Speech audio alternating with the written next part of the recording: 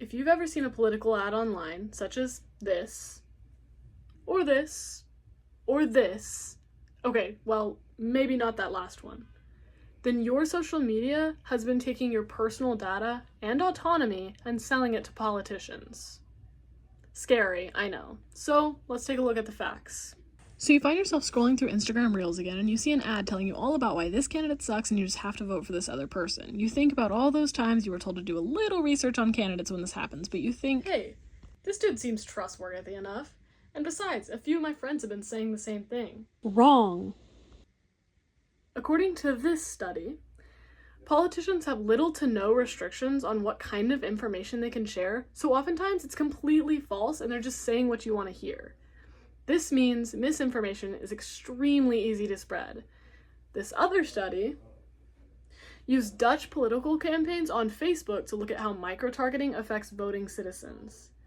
Micro-targeting is a technique in which your personal data, like your address, age, and other private information, is used to provide you with tailored advertisements. Which basically means all of your personal data is getting spied on.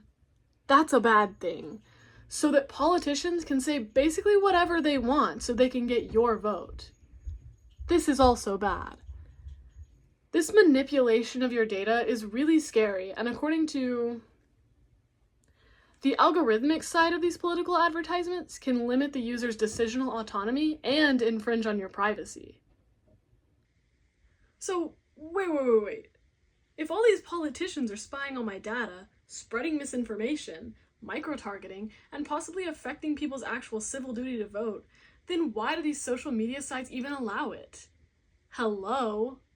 I am so glad you asked. According to this guy, allowing political messages is a way of letting people express their free speech. And I know what you're thinking, or hopefully thinking if you made it this far.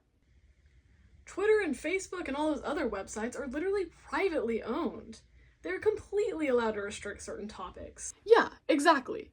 However, there are still concerns regarding free speech nonetheless. If companies restrict too many topics, then a bunch of people might not want to join the app, which would affect their income.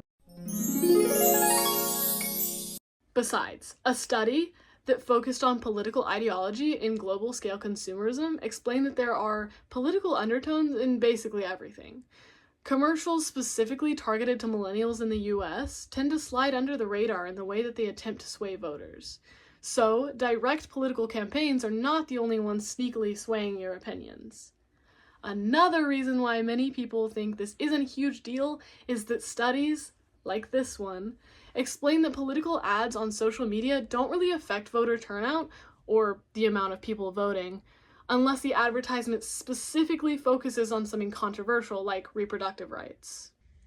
So that's why politicians focus on controversial topics in their ads, to get people voting. Okay, so then that information is not very comforting. Okay, so if all of this is true, then what can I do about it? What can you do about it? What we can do is take everything you see on social media with a grain of salt.